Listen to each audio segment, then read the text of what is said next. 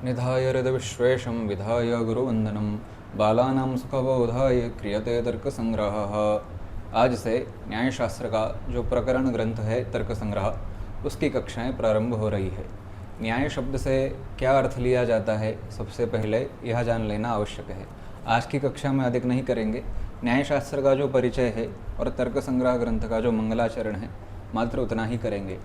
न्याय शब्द से लोक में कुछ अन्य ही अर्थ लिया जाता है, जैसे किसी अपराधी को दंड देना न्याय है, इत्यादि इत्यादि। किंतु शास्त्र में न्याय की क्या परिभाषा दी गई है?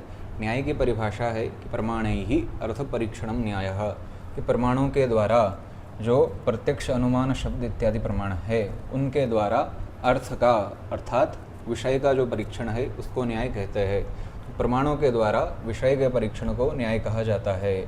यहाँ पर पूर्व में वेदांत परिभाषा की कक्षा संपन्न हुई थी।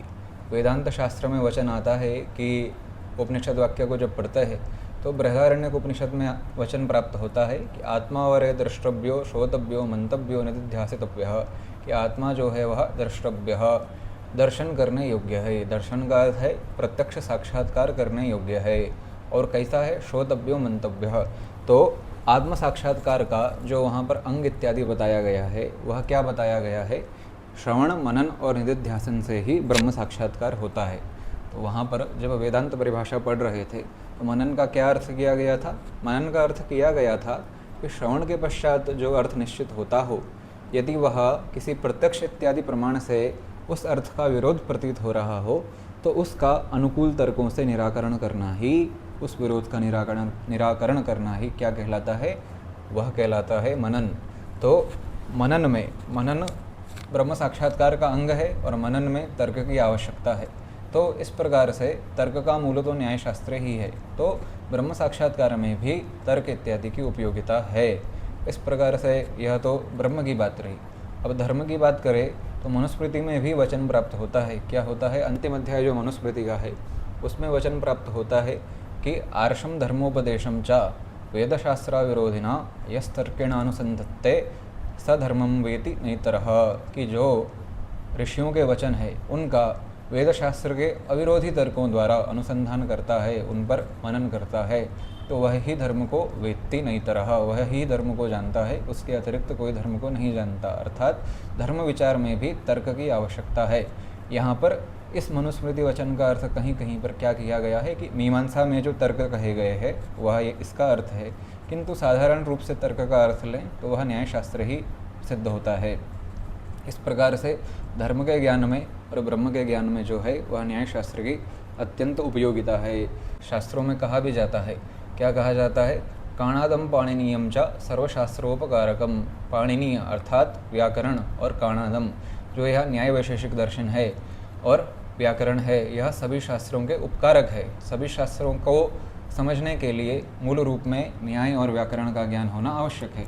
व्याकरण से तो सभी शास्त्रों का ज्ञान हो जाता है, किंतु जो दार्शनिक शास्त्र है उनका ज्ञान जो है समझना यदि उनको व्यक्ति को है तो उसके लिए न्याय दर्शन आवश्यक है। व्याकरण तो सभी के लिए उपयोगी है, किंतु न्याय विशेषतः दार्शनिक दर्शनों हेतु उपयोगी है। इस प्रकार से न्यायशास्त्र का ही प्रकरण ग्रंथ तर्क संग्रह है। ग्रंथ किसे कहते हैं, प्रश्न यह उठेगा।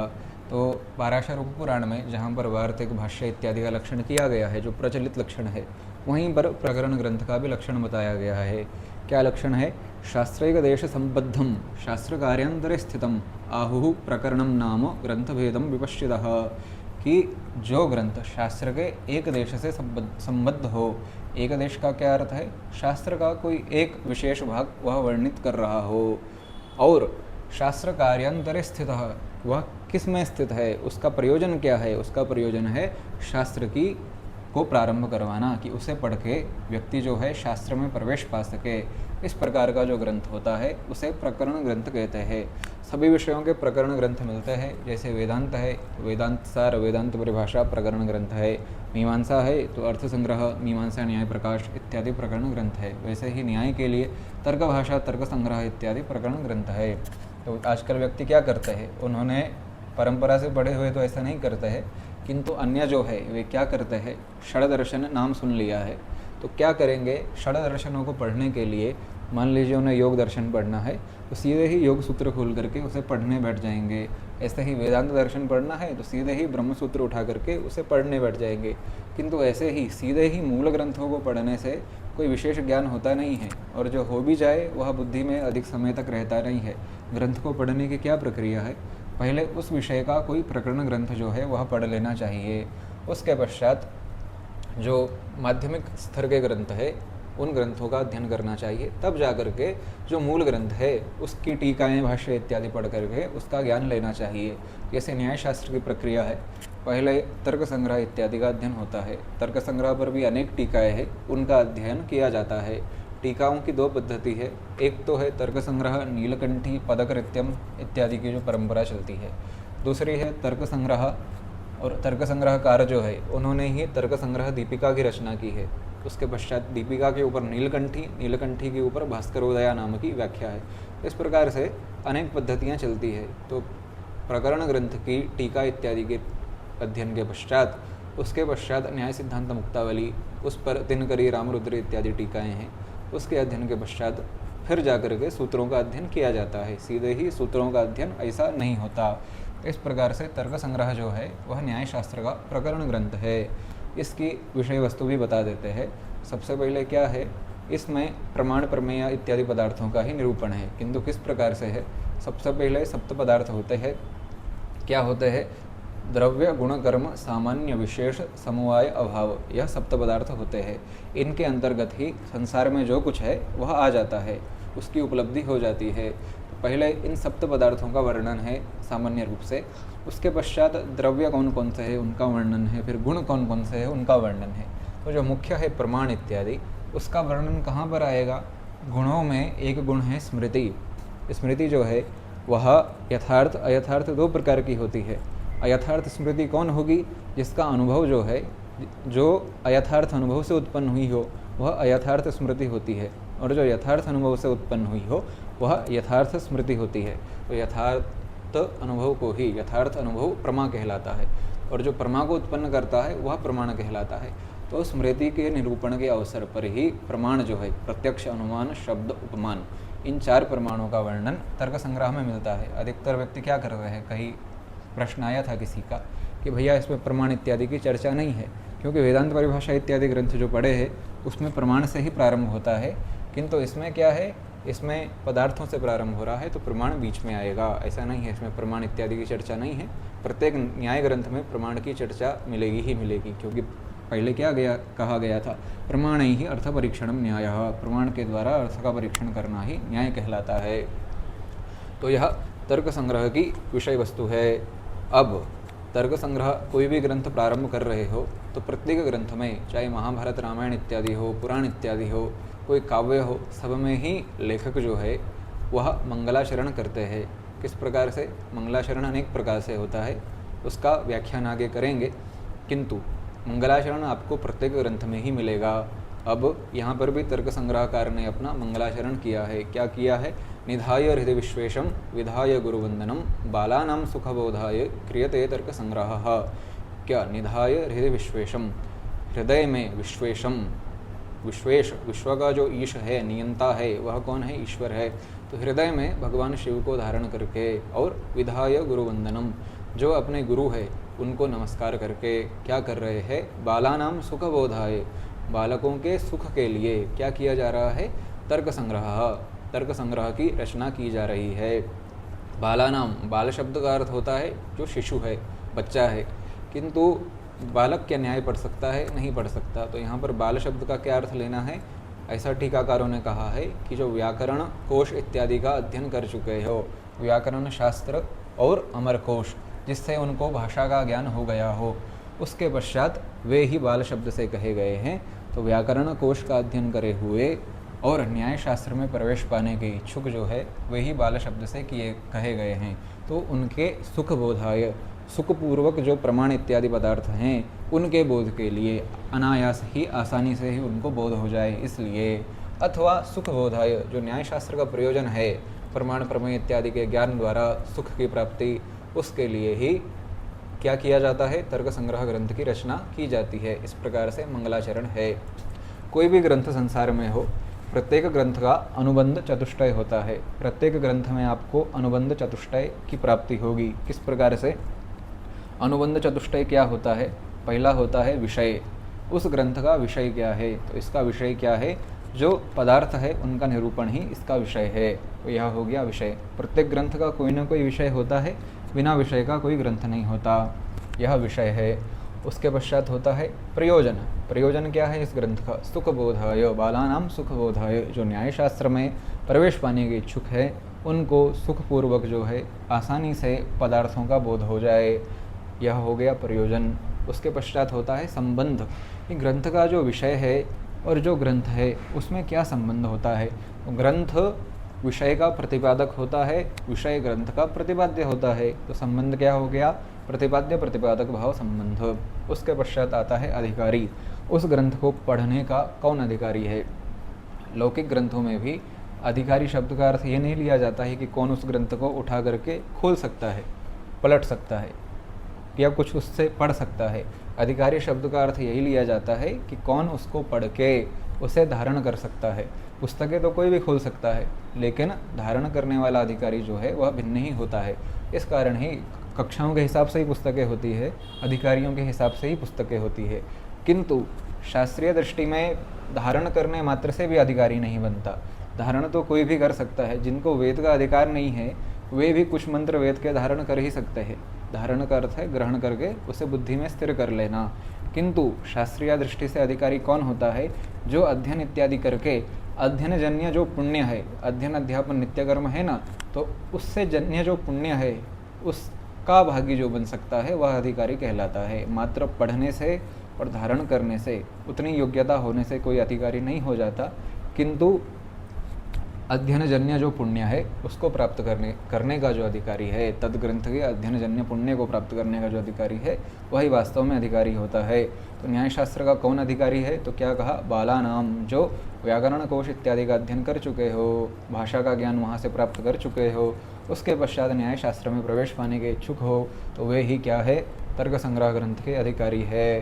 तो जिनका व्याकरण इत्यादि वेदांगों में अधिकार है वे ही न्यायशास्त्र को पढ़ने के अधिकारी है। इस प्रकार से अधिकारी, विषय, प्रयोजन, संबंध, इसका निरूपण हो गया। तर्क संग्रह पर ही, तर्क संग्रह जिन्होंने लिखा है अन्नम भट्ट, उनकी ही टीका है तर्क संग्रह दीपिका। तो उसमें मंगल श्लोक का व्याख्यान जो है आज हम उसको पढ़ेंगे। मंगल श्लोक बता दिया गया है क्या है? निधाय हृदय विश्वेशम इत्यादि।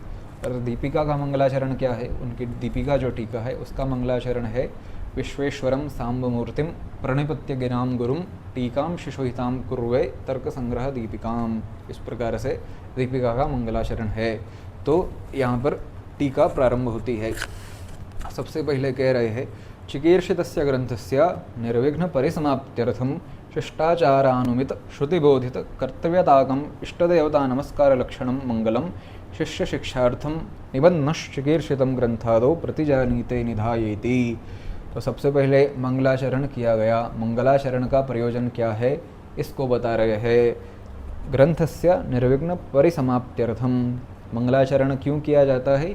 कि ग्रंथ की निर्विघ्न परिसमाप्ति हो। ग्रंथ जो है उसकी उत्पत्ति में जो विघ्न है, उसकी रचना में जो विघ्न है, उनकी जो है समाप्ति हो जाए, इस कारण मंगलाचरण किया जाता है। तो प्रयोजन बता दिया क्यों? ग्रंथ की समाप्ति हेतु। और उसमें प्रयोजन, उसमें जो मंगलाचरण का ये प्रयोजन है, ठीक है, किंतु मंगलाचरण करना ही है, इसमें प्रमाण क्या है? तो बता रहे हैं क्या प्रमाण है? शिष्टाचार अनुमित श्रुति बोधित कर्तव्यताकम, जो शिष्टाचार के द्वारा अनुमान की हुई श्रुति है वह मंगलाचरण करना है, इस विषय में प्रमाण है। यह कैसे प्रमाण है यह आगे आपको बताएंगे। आगे क्या कह रहे हैं? इष्ट देवता नमस्कार लक्षणम मंगलम। इष्ट देवता नमस्कार लक्षणम, मंगलाचरण 3 प्रकार का होता है। पहला होता है नमस्कारात्मक, जिसमें व्यक्ति अपने गुरु को या इष्ट देवता को नमस्कार करता है, वह है नमस्कारात्मक मंगलाचरण। दूसरा है आशीर्वादात्मक मंगलाचरण, जिसमें व्यक्ति अपने शिष्य इत्यादि को या ग्रंथ को पढ़ने वालों को आशीर्वाद देता है, तो यह हो गया आशीर्वादात्मक मंगलाचरण। तीसरा होता है वस्तु निर्देशात्मक मंगलाचरण, जैसे किसी का प्रतिपाद्य है, क्या बोलते हैं, ब्रह्म है या प्रमाण इत्यादि है। तो जिसमें वस्तु का निर्देश हो वह तृतीय प्रकार का मंगलाचरण है, वस्तु निर्देशात्मक मंगलाचरण। तो यहाँ पर कैसा मंगलाचरण किया गया है? निधाय हृदय विश्वेशम, तो इष्ट देवता नमस्कार लक्षण मंगलाचरण यहाँ पर किया गया है। तो वही कह रहे हैं इष्ट देवता नमस्कार लक्षणम मंगलम। ठीक है, मंगलाचरण किया गया, तो मंगलाचरण को लिखने की क्या आवश्यकता थी? किया गया तो मंगलाचरण क्रिया रूप है, तो वह बोलकर भी हो सकता है, मन से स्मरण करके भी हो सकता है, किंतु लिखा क्यों ग्रंथ में? तो अब बता रहे हैं शिष्य शिक्षार्थम निबंधनम चिकीर्षितम ग्रंथादो, शिष्य शिक्षा के लिए। शिष्य लोग जो है, जैसे हमने मंगलाचरण किया है वैसे ही शिष्य लोग भी मंगलाचरण करें परंपरा में, इस कारण उसे ग्रंथ में लिखा गया है। ठीक है, अब यहाँ पर पूर्व पक्षी शंका कर रहा है, ननु मंगलस्य समाप्ति साधनत्वम नास्ति, मंगलाचरण जो है वह ग्रंथ की समाप्ति के प्रति कारण है ही नहीं, अतः उसे करना व्यर्थ है, ऐसी पूर्व पक्षी की शंका है। कैसे? इससे जानने के लिए अन्वय व्यतिरेक इसका ज्ञान होना आवश्यक है। अन्वय क्या होता है? कार्यसत्वे कारणसत्वम, और व्यतिरेक क्या होता है? कारणाभावे कार्याभावः। किसी भी वस्तु का कार्य कारण भाव निश्चय करने के लिए अन्वय व्यतिरेक दोनों ही वहाँ पर विद्यमान होना चाहिए। कैसे? अन्वय क्या है? कार्यसत्वे कारणसत्वम, घड़ा है उसका कारण मिट्टी है, ठीक है, तो जहाँ पर घड़ा है वहाँ पर मिट्टी रहेगी ही। तो कार्य सत्वे घट सत्वे कारण सत्वम, जो मिट्टी का सत्व का विद्यमानता अर्थ है, तो घट के रहने पर मिट्टी विद्यमान है, तो यह हो गया अन्वय। और कारणाभावे कार्याभाव, यह हो गया व्यतिरेक, कि जहाँ पर मिट्टी नहीं है वहाँ पर घट भी नहीं है, क्योंकि मिट्टी के अतिरिक्त घट जो है वह किसी अन्य पदार्थ से नहीं बन सकता। तो इस प्रकार अन्वय व्यतिरेक जहाँ पर हो वहाँ पर कार्य कारण भाव निश्चित होता है। यदि मिट्टी के बिना ही घट बन जाए तो मिट्टी को घट के प्रति कारण नहीं कहा जा सकता, कि कहीं पर मिट्टी से घट बन रहा है, कहीं पर मिट्टी के बिना भी बन जा रहा है, तो उसे कारण नहीं कह सकते हैं। इस प्रकार से कार्य कारण भाव का निश्चय होता है। अब मंगलाचरण में क्या कहा? यदि मंगलाचरण में ऐसा हो कि मंगलाचरण के होने पर भी कार्य ना हो और मंगलाचरण के ना होने पर भी कार्य हो जाए। कार्य क्या है? ग्रंथ की समाप्ति, अर्थात जहाँ पर मंगलाचरण नहीं किया गया है वहाँ पर ग्रंथ की समाप्ति हो जाए, और जहाँ पर किया गया है वहाँ पर ग्रंथ की समाप्ति ना हो, तो ऐसी दशा में मंगल को, जो मंगलाचरण है, उसे ग्रंथ की समाप्ति के प्रति कारण नहीं माना जा सकता है।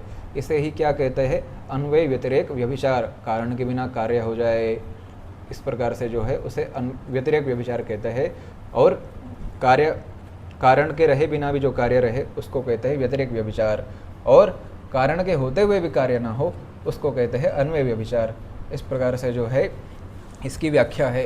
तो अब क्या कह रहे हैं कि ननु मंगलस्य समाप्ति साधनत्वं नास्ति, मंगलम कृतेपि कादंबर्यादो समाप्ति दर्शनात्, मंगलाभावे भी किरणावल्यादो समाप्ति दर्शनात् च। तो मंगलम कृतेपि, मंगलाचरण किए जाने पर भी कादंबरी इत्यादि ग्रंथों में समाप्त्य भाव, समाप्ति का अभाव है। कादंबरी ग्रंथ बाणभट्ट का लिखा हुआ ग्रंथ है, तो उस ग्रंथ में क्या है? आधा ग्रंथ बाणभट्ट ने लिखा है और उसकी पूर्ति उनके पुत्र ने की है, तो उसमें मंगलाचरण तो किया गया है किंतु ग्रंथ की समाप्ति नहीं हो पाई। क्यों नहीं हो पाई? तो इस प्रकार से ये क्या हो गया? अन्वय व्यभिचार, की कारण के रहने पर भी कार्य उत्पन्न नहीं हुआ है। अब आगे क्या कह रहे हैं? मंगलाभावे भी किरणावल्यादो समाप्ति दर्शनाच्चा, मंगल का अभाव होने पर भी किरणावली इत्यादि जो ग्रंथ है उनमें समाप्ति देखी जाती है। किरणावली कोई ग्रंथ है, एक किरणावली तो उदयनाचार्य का ग्रंथ है, उसमें किंतु मंगलाचरण मिलता है, यह कोई अन्य ग्रंथ है। तो उस किरणावली ग्रंथ में जो है उसमें क्या किया गया है? उसमें मंगलाचरण किया गया है, मंगलाचरण नहीं किया गया है, किंतु वहाँ पर क्या है? समाप्ति है। तो एक में क्या हो रहा है? कादंबरी में मंगलाचरण नहीं किया है, मंगलाचरण किया है किंतु ग्रंथ की समाप्ति नहीं हो रही है। किरणावली में क्या हो रहा है? मंगलाचरण नहीं किया है किंतु ग्रंथ की समाप्ति हो जा रही है। तो इस प्रकार से मंगलाचरण का जो है वह क्या है? अन्वय व्यतिरेक व्यभिचार है। तो मंगलाचरण जो है वह समाप्ति के प्रति कारण नहीं बन सकता। किरणावली को छोड़ भी दे तो नास्तिक इत्यादियों के जितने भी ग्रंथ है, क्या उन्होंने मंगलाचरण किया होता है? नहीं किया होता। वे किसी ईश्वर में मानते नहीं हैं, तो नमस्कार किसे करेंगे? तो नास्तिकों के ग्रंथ की भी समाप्ति देखी जाती है, तो वहाँ पर मंगलाचरण ना करने पर भी क्या होता है? मंगलाचरण के अभाव में भी कार्य उत्पन्न हो जाता है, कार्य का अर्थ ग्रंथ की समाप्ति उत्पन्न हो जाती है। तो इस प्रकार से मंगलाचरण जो है वह ग्रंथ की समाप्ति के प्रति कारण ही सिद्ध नहीं होता, ऐसा पूर्व पक्षी की शंका है। इसका उत्तर क्या दे रहे हैं? इसका उत्तर दे रहे हैं कादंबर्यादो विघ्नबाहुल्यात् समाप्त्य भावः किरणावल्यादो तो ग्रंथात् बहिरेव मंगलम कृतम अतो न व्यभिचारः। कह रहे हैं कि कादंबरी में विघ्नों की अधिकता है। कोई भी कार्य है उसकी उत्पत्ति में अनेक विघ्न होते हैं, ठीक है। तो किसी में कम विघ्न हो तो एक मंगलाचरण से कार्य चल गया, किंतु जिसमें अत्यंत विघ्नों की विद्यमानता है उसको ग्रंथ को पूरा करने में अधिक मंगलाचरण की आवश्यकता है। तो क्या कह रहे हैं? कादंबरी इत्यादि ग्रंथों में विघ्न जो है उसकी अधिकता है, इस कारण विघ्न सम संख्या में या विघ्न से अधिक संख्या में मंगलाचरण करना चाहिए। उससे कम संख्या में करेंगे तो फल नहीं प्राप्त होगा, जो समाप्ति फल है। इस प्रकार से जैसे हम भूख लगी है, ठीक है, अब कोई कहे कि खाने से भूख मिट जाती है, तुम्हारी भूख खाना खाने पर भी क्यों नहीं मिटी? तो उत्तर यही होगा ना कि भूख बहुत ज़्यादा है, कोई एक रोटी दे तो उससे भूख नहीं मिटेगी। तो भूख जितनी है उतना ही भोजन करना होता है, तब जा कर के कहा जा सकता है कि हाँ भाई खाना खाने पर भूख मिटती है। तो यहाँ पर जितना विघ्न है उतना मंगलाचरण नहीं किया गया, ऐसा कादंबरी में सिद्ध होता है। अब क्या है, दूसरा क्या कह रहे हैं? किरणावली, जहाँ मंगलाचरण किए बिना भी ग्रंथ की समाप्ति हो गई है, वहाँ पर क्या है? कह रहे हैं तत्र ग्रंथात् बहिरेव मंगलम कृतम, ग्रंथ से बाहर ही मंगलाचरण कर लिया गया है। क्योंकि किसी आस्तिक का ग्रंथ है तो वह मंगलाचरण करेगा ही, क्योंकि शिष्ट परंपरा में मंगलाचरण है तो वह मंगलाचरण अवश्य करेगा। तो ग्रंथात् बहिरेव मंगलम कृतम, इसका क्या तात्पर्य है? मंगलाचरण मात्र श्लोक लिखने रूप नहीं होता है, मुख से उच्चारण कर दिया वह भी मंगलाचरण है, इष्ट देवता का स्मरण कर दिया वह भी मंगलाचरण है, वृद्धि इत्यादि शब्द जो है उसको बोल दिया, जो शुभ सूचक शब्द है उनका उच्चारण कर दिया वह भी मंगलाचरण है। और दधि भक्षण इत्यादि जो परंपरा अभी लोक में भी देखा जाता है कि कोई भी शुभ कार्य करने जा रहे हो तो दही भक्षण करते हैं, दधि भक्षण इत्यादि द्वारा भी मंगलाचरण होता है। तो अनेक प्रकार मंगलाचरण के हैं। तो कादंबरी ये किरणावली जो जिन्होंने लिखा है उन्होंने ग्रंथ के बाहर ही मंगलाचरण किया है, ग्रंथ में लिखा नहीं है ऐसा तो माना जा सकता है। किंतु यदि हम ऐसा माने किरणावली का तो ठीक है, किंतु नास्तिक इत्यादि जो है उनके ग्रंथ कैसे पूर्ण हो रहे हैं? उनके ग्रंथ उनका तो माना नहीं जा सकता कि ग्रंथ के बाहर उन्होंने इष्ट देवता का नमस्कार कर लिया या दध्यादि का भक्षण कर लिया, अथवा जो है श्लोक का उच्चारण कर लिया नमस्कारात्मक इत्यादि का, गुरु का ध्यान कर लिया, उनका तो ऐसा नहीं माना जा सकता। तो उनके ग्रंथ भी कैसे पूर्ण हो रहे हैं? तो उत्तर यही है, वहाँ पर ग्रंथाद बही, ग्रंथ से बाहर के दो अर्थ लिए जा सकते हैं। क्या लिया जा सकता है? ग्रंथाद बही का अर्थ है पूर्व जन्म में ही उन्होंने क्या कर लिया है? मंगलाचरण कर लिया है, जिसके प्रभाव से उसके क्या हो गए हैं? विघ्न नष्ट हो चुके हैं ग्रंथ की रचना में। कोई भी कार्य हो, प्रत्येक कार्य के विषय में ऐसा कहा जा सकता है। लोग में भी कहते हैं अधिक परिश्रम करोगे तो परिश्रम जो है, प्रयास जो है, वह धन प्राप्ति के प्रति कारण है, इस प्रकार से कहते हैं लोग। या किसी कोई विषय है उसका निरंतर अध्ययन करना ही उसमें जो है निपुणता के प्रति कारण है, ऐसा कार्य कारण भाव निश्चित है। किंतु बिना परिश्रम के भी व्यक्ति धन प्राप्त करते हुए देखे जाते हैं कि नहीं देखे जाते हैं? बिना परिश्रम के ही किसी विषय में अत्यंत निपुण व्यक्ति देखे जाते हैं कि नहीं देखे जाते हैं? तो उसमें क्या मानना पड़ेगा कि पूर्व जन्मकृत पुण्य विशेष के कारण ही इसको धन की प्राप्ति हो रही है, या किसी विषय में जन्म से ही जो है वह निपुण है, इस प्रकार से मानना ही पड़ेगा। तो इस प्रकार से बिना मंगलाचरण के जहाँ पर कार्य उत्पन्न हो जा रहा है, समाप्ति हो जा रही है, वहाँ पर पूर्व जन्म के संस्कार, पूर्व जन्म मंगलाचरण जो है उससे जन्य जो अपूर्व है, उससे जन्य जो पुण्य है, उसके कारण ही उसके ग्रंथ रचना के विघ्न जो है वह समाप्त हो गए हैं, इस प्रकार से माना जा सकता है। दूसरा क्या हो सकता है कि उसके ग्रंथ की रचना में विघ्न ही नहीं है। कोई व्यक्ति है, विघ्न का अत्यंताभाव, विघ्न का अभाव भी जो है वह कार्य के प्रति कारण होता है। कहीं से जल आना है, वहाँ पर कुछ लगा हो तो जल नहीं आएगा। क्यों? क्योंकि जो ब्लॉक हुआ है वह विघ्न है, तो उसकी निवृत्ति पर कार्य हो जाता है। तो विघ्न की निवृत्ति भी कार्य के प्रति कारण होती है। तो नास्तिक इत्यादि के जिन ग्रंथों की रचना हो चुकी है उसमें पहला तो है कि पूर्व जन्म को कारण मान लो, पूर्व जन्म के संस्कार मंगलाचरण इत्यादि के संस्कार जो है दूसरा कारण क्या हो गया कि वहाँ विघ्न का अभाव ही है, तो विघ्न का अभाव है तो मंगलाचरण की कोई आवश्यकता नहीं है, इस प्रकार से सिद्ध होता है। तो यह तो मंगलाचरण के दो फल न्यायिक मानते हैं। प्राचीन न्यायिक मानते हैं कि ग्रंथ की समाप्ति मंगलाचरण से होती है। नव्य न्यायिक मानते हैं कि विघ्नों का ध्वंस जो है वह मंगलाचरण से होता है। ग्रंथ की समाप्ति जो है वह व्यक्ति की प्रतिभा इत्यादि पर निर्भर करती है। मंगलाचरण का कार्य क्या है कि ग्रंथ की रचना आप कर रहे हैं, उसमें जो विघ्न है वह ना हो, किंतु ग्रंथ पूर्ण होगा या नहीं होगा यह तो व्यक्ति की प्रतिभा पर निर्भर करता है, ऐसा नव्य न्यायिकों का मत है। ठीक है, अब व्यभिचार जो था, अन्वय व्यतिरेक व्यभिचार, उसका तो निराकरण हो गया। किस प्रकार से हुआ कि जिनमें मंगलाचरण होने पर भी ग्रंथ की समाप्ति नहीं दिखती, वहाँ पर क्या होता है, वहाँ पर विघ्नों का अत्यधिक विद्यमानता लेनी चाहिए, तो उसके विद्यमानता के अनुसार ही मंगलाचरण करना चाहिए। जहाँ पर ना होते हुए भी समाप्ति देखी जाती है, वहाँ पर या तो पूर्वजन्मकृत मंगल है अथवा इस जन्म में ही जो है वो विघ्न विद्यमान ही नहीं है ग्रंथ की रचना में, इस कारण जो है वह कार्य हो जाता है। अब प्रश्न उठेगा कि मंगलाचरण करना है, इसमें प्रमाण क्या है। ठीक है, तो उत्तर दिखा रहे हैं, ननु मंगलस्य कर्तव्यत्वे किम प्रमाणम, मंगल कर्तव्य है, मंगलाचरण करना ही है, इस विषय में क्या प्रमाण है।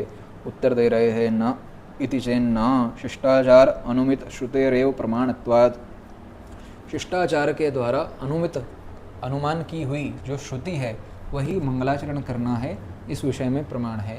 तो ये शिष्टाचार अनुमित क्या होता है, इसको इस प्रकार से समझते हैं। धर्म का मूल वेद है, ठीक है, यह सबको ज्ञात है। मीमांसा में सूत्र आता है प्रथम अध्याय में ही, क्या आता है, धर्मस्य शब्दमूलत्वात् अशब्दम अनपेक्षम स्यात्। ये धर्मस्य शब्दमूलत्वात्, धर्म का मूल जो है वह शब्द है, शब्द का अर्थ वेद है, धर्म का मूल वेद है, इस कारण अशब्दम जो वेद नहीं है वह अनपेक्षम, उसकी कोई अपेक्षा ही नहीं है, अप्रमाण वह है।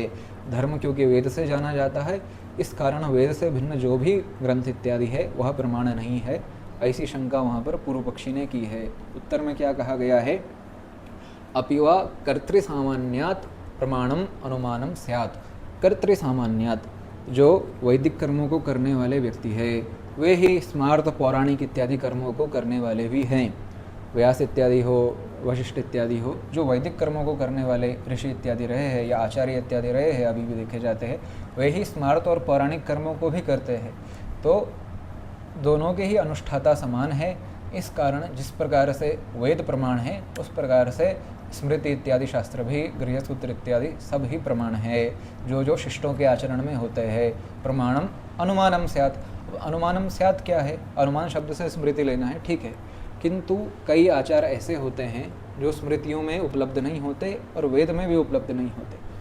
कई स्मृतियों का मूलभूत वेद वाक्य मिल जाता है, ठीक है, जैसे कहा कि संध्या करनी चाहिए तो उसका मूलभूत वेद वाक्य मिल गया, अरह संध्या उपासित, ठीक है, किंतु अनेक आचार ऐसे हैं, विवाह में सिंदूर लगाना चाहिए, इसका कोई वेद वाक्य मिलता है, नहीं मिलता है। मंगलसूत्र इत्यादि धारण करना चाहिए, इसका कोई वेद वाक्य मिलता है, नहीं मिलता है, किंतु शिष्टाचार में वो है, स्मृतियों में वो है। तो स्मृति शास्त्र में होने के कारण उनका वेद में मूल मिल नहीं रहा है, तो वहाँ पर क्या व्यवस्था होगी, तो वहाँ पर कहा गया है कि शिष्टाचार के द्वारा ही जो जो शिष्टों का आचार है, शिष्ट कौन है बताते हैं, जो जो शिष्टों का आचार है उसमें जो जो है वह प्रमाण होता है, उसकी मूलभूत श्रुति वचन की हम कल्पना करेंगे, क्योंकि शिष्टों का जो आचरण होता है वह वेद के आधार पर ही होता है। तो हम क्या कल्पना करेंगे कि वेद की अनेक शाखाएँ रही है, 1141 शाखाएँ जो है वह वेद की हैं, तो कम ही शाखाएँ उपलब्ध है, तो किसी न किसी वेद शाखा में वह वचन रहा होगा, इस कारण ही वह शिष्टों की परंपरा में देखने में आता है, कालक्रम से शाखा विलुप्त हो गई। तो इस प्रकार से वहाँ पर व्यवस्था करनी चाहिए कि जिस स्मृति का या आचार का मूलभूत श्रुति वाक्य वेद में उपलब्ध ना मिले, उपलब्ध शाखाओं में उपलब्ध ना मिले, उसकी कल्पना कर लेनी चाहिए। अब कैसे करेंगे कि मंगलाचरण जो है उसको शिष्ट करते आ रहे हैं, प्रत्येक ग्रंथ में मंगलाचरण किया जाता है, ठीक है, मंगलाचरण प्रत्येक ग्रंथ में हो गया तो शिष्टों का वह आचार हो गया। तो इस कारण हम कल्पना करेंगे श्रुति की कि मंगलाचरण करना है, ऐसा अवश्य कभी ना कभी किसी वेद शाखा में रहा होगा। तो वहाँ पर क्या कल्पना होगी? विघ्नध्वंस कामो मंगलम आचरित, विघ्नध्वंस की कामना वाला मंगलाचरण करे, ऐसी श्रुति की कल्पना वहाँ पर की जाएगी। तो शिष्टों का जो आचार है, इसमें मनुस्मृति में भी आता है क्या शिष्टाचार का प्रामाण्य। अनाम्नातेषु धर्मेषु कथम स्यादिति चेत भवेत यम शिष्टम ब्राह्मणाः ब्रूयुः स धर्मः स्यात् अशंकितः। कैसे? अनाम्नातेषु धर्मेषु, जो अनामनात धर्म है, अनामनात का अर्थ है जो वेद में नहीं कहे गए हैं, ऐसे जो धर्म है उनमें कथम स्यादिति चेत भवेत, कि वे कैसे करने हैं, ऐसा यदि किसी को शंका हो तो क्या ये शिष्टाः ब्राह्मणा ब्रूयुः, जो शिष्ट ब्राह्मण कहें वह ही धर्म है, ऐसा अशंकितः, बिना शंका के स्वीकार कर लेना चाहिए। तो ग्रंथ की रचना करना है, ऐसा वेद में तो कहा नहीं गया है कि ग्रंथ की रचना करो, किसी स्मृति शास्त्र में भी नहीं कहा गया है। तो ये आमनात नहीं है, कथित नहीं है, अनामनात धर्म है। तो किसी की शंका हो कि ग्रंथ रचना में कैसे करूं, तो वह आचार्य के पास जाएगा। तो आचार्य क्या कहेंगे कि मंगलाचरण से प्रारंभ करके वस्तु का विषय इत्यादि लिख करके ग्रंथ की समाप्ति करो, इस प्रकार से वहाँ पर कहेंगे। तो जो शिष्ट ब्राह्मणों ने कहा वह धर्म होता है। अब शिष्ट कौन है? तो ऐसे ही 12वें अध्याय में ही कहीं आता है कि ते शिष्टा ब्राह्मणा ज्ञेयः श्रुति प्रत्यक्ष हेतवः, कि जिनका व्यवहार प्रत्यक्ष श्रुति के आधार पर चल रहा है वे ही शिष्ट ब्राह्मण कहलाते हैं। जिन्होंने वेद इत्यादि का अध्ययन कर लिया है और प्रत्यक्ष श्रुति के आधार पर जो व्यवहार करते हैं वे ही शिष्ट हैं। तो श्रुति के आधार पर शिष्टों का व्यवहार चल रहा है, तो मंगलाचरण इत्यादि वे कर ही रहे हैं, तो उसका भी श्रुति मूलकत्व सिद्ध होता है, ऐसा हमको ज्ञात होता है। ठीक है। अब शिष्टाचार अनुमित श्रुतेरेव प्रमाणत्वात्, तो यही सिद्ध हुआ कि शिष्टाचार के द्वारा, शिष्टों के आचार के द्वारा श्रुति की कल्पना की जाती है। अब अनुमान क्या है? शिष्टाचार के द्वारा अनुमान कैसा होता है अब बता रहे हैं। मंगलम वेद बोधित कर्तव्यताकम अलौकिक अविगीत शिष्टाचार विषयत्वाद दर्शादिवत। तो यहाँ पर अनुमान प्रयोग किया गया है। अनुमान प्रमाण का निरूपण आगे आएगा, किंतु सामान्य रूप से ऐसे समझिए, मंगलम वेद बोधित कर्तव्यताकम, मंगलाचरण जो है वह क्या है? वेद बोधित कर्तव्यता वाला है, कि वेद ने कहा है कि मंगलाचरण करो।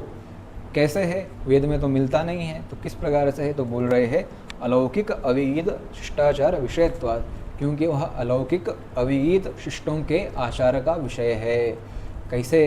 तो उसमें कुछ उदाहरण दिखाना पड़ेगा अनुमान में। तो दर्शादिवत, जैसे दर्श याग है, पूर्णमास याग है, वह शिष्टों के द्वारा किया जा रहा है, तो उसमें भी अलौकिक अविगीत शिष्टाचार विषयत्व है।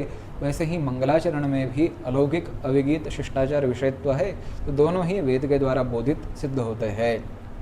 ठीक है। अब अलौकिक अविगीत शिष्टाचार विषयत्व क्या है? अलौकिक शब्द का अर्थ होता है यहाँ पर, हाँ यहाँ पर नहीं दिया तर्क संग्रह में। अलौकिक का अर्थ है जो लोक से ज्ञात नहीं होता हो। जैसे अग्निहोत्र से स्वर्ग की प्राप्ति होती है, यह लोक से नहीं ज्ञात हो सकता। पुत्रेष्टि जो अनुष्ठान है उससे पुत्र की प्राप्ति होती है, ऐसा लोक से प्राप्त नहीं हो सकता। ऐसे ही मंगलाचरण से जो है वह ग्रंथ की समाप्ति होती है। ऐसा किसी भी लोक का अर्थ है जो लौकिक प्रमाण है। लौकिक प्रमाण क्या है? प्रत्यक्ष अनुमान इत्यादि जो भी लौकिक प्रमाण है उनसे यह सिद्ध नहीं हो सकता है। कभी भी वैदिक कर्मों का जो कार्य कारण भाव है वह लौकिक प्रमाणों से सिद्ध नहीं हो सकता। इस प्रकार मंगलाचरण भी अलौकिक कर्म है।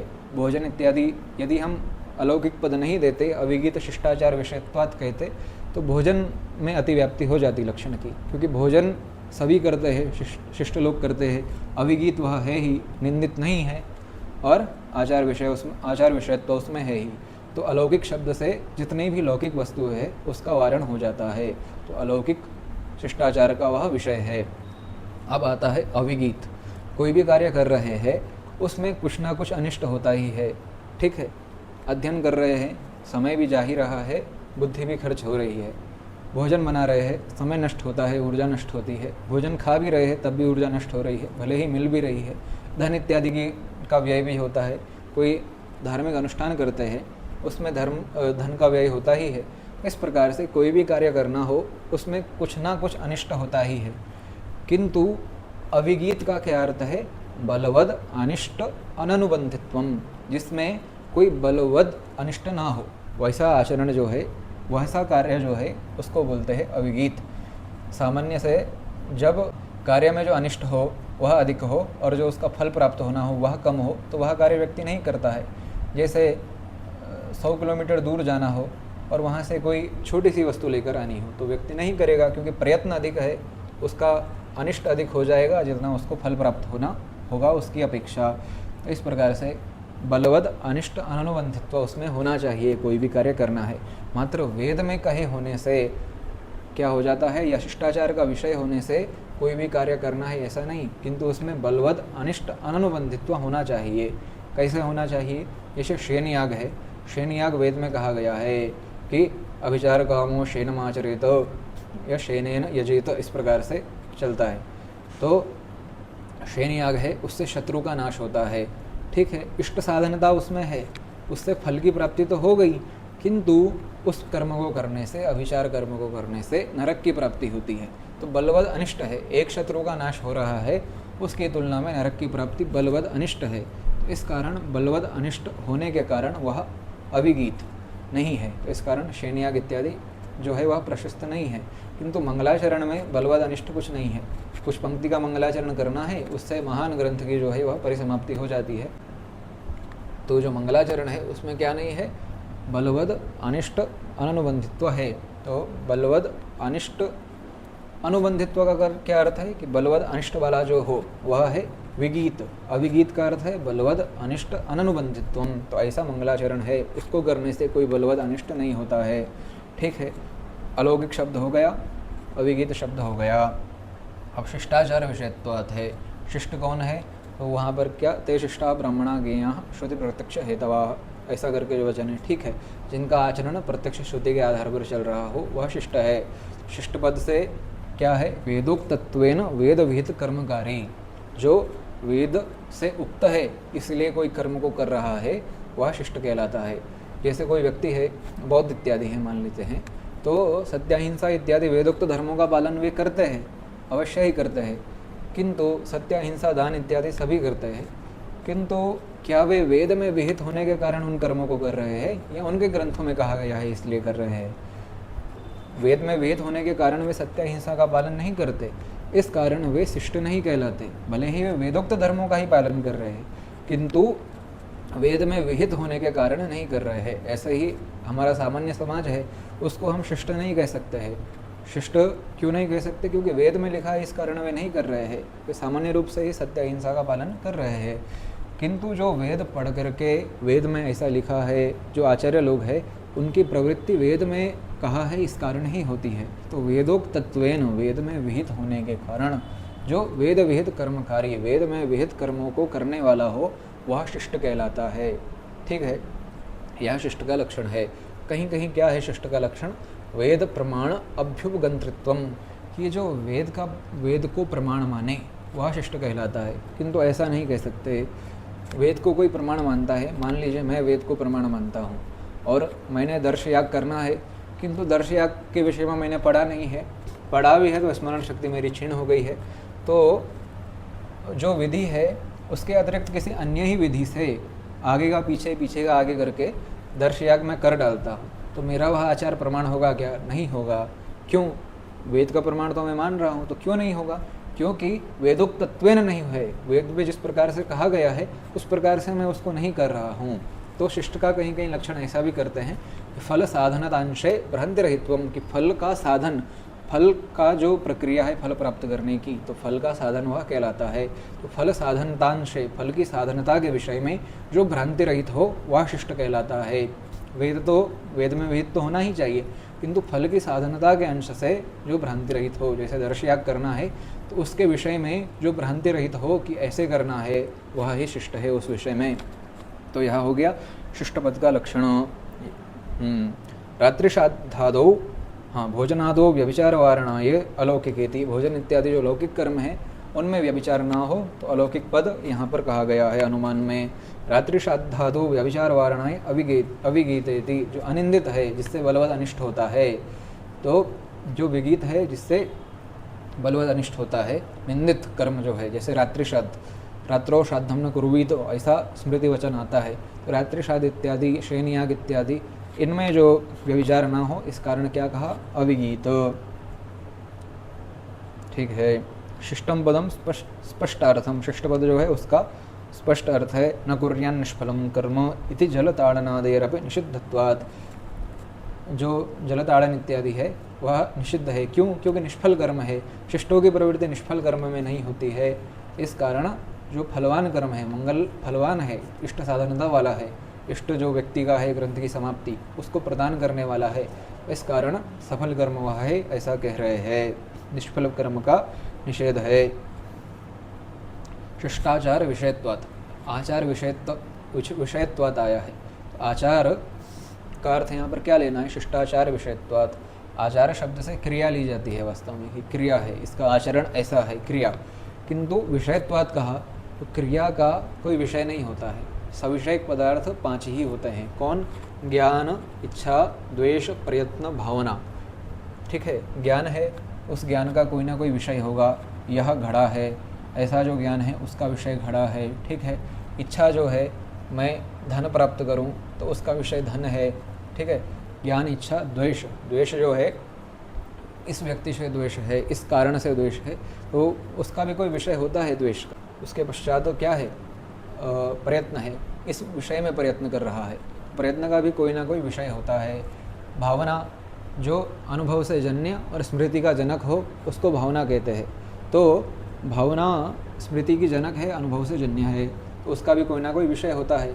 तद विषय का अनुभव है, तो अनुभव का जैसे विषय होता है ज्ञान का, उस प्रकार से भावना का भी विषय होता ही है। किंतु क्रिया का विषय नहीं होता है। क्रिया पदार्थ में रहती है, उसका कोई विषय नहीं होता है। तो आचार विषयत्व में क्रिया विषयत्व नहीं, कृति विषयत्व लेंगे। कृति का अर्थ होता है प्रयत्न, तो वहाँ पर प्रयत्न विषयत्व लेना है। विषयत्व भी, कृति भी 2 प्रकार की होती है। एक तो उद्देश्यताख्य और एक होती है विधेयताख्य। उद्देश्यताख्य, विधेयताख्य। हाँ, ज्योतिष्टोमेन स्वर्ग कामो यजेत, इसमें ज्योतिष्टोम याग है और स्वर्ग जो है वह फल है उसका। फल है उद्देश्य, ज्योतिष्टोम है विधेय। ठीक है, तो फल स्वर्ग के उद्देश्य से ज्योतिष्टोम किया जाता है। तो आचार विषयत्व किस में आएगा? आचार विषयत्व विधेयता में आएगा, उद्देश्यता में तो नहीं आएगा। उद्देश्य तो आचार विषय नहीं हो सकता, मात्र क्रिया ही ये जो विधेय है मंगलाचरण रूपी, वह आचार विषयत्व उसमें आ सकता है। तो कृति भी कैसे लेनी है? विधेयताख्य कृति विषयत्वम, ऐसा करना है। तो अलौकिक अविगीत शिष्टाचार विषयत्वात्। तो मंगलाचरण क्यों करना है? क्योंकि वह अलौकिक अविगीत, लोक से भिन्न प्रमाण से ज्ञात होने वाला, अविगीत अनिंदित शिष्टाचार का विषय है। मंगलाचरण का जो ग्रंथ था उसकी समाप्ति होती है। इसके पश्चात तर्क संग्रह इत्यादि नाम ग्रंथ का क्यों है, कितने पदार्थ होते हैं, इसका वर्णन यहाँ पर करेंगे।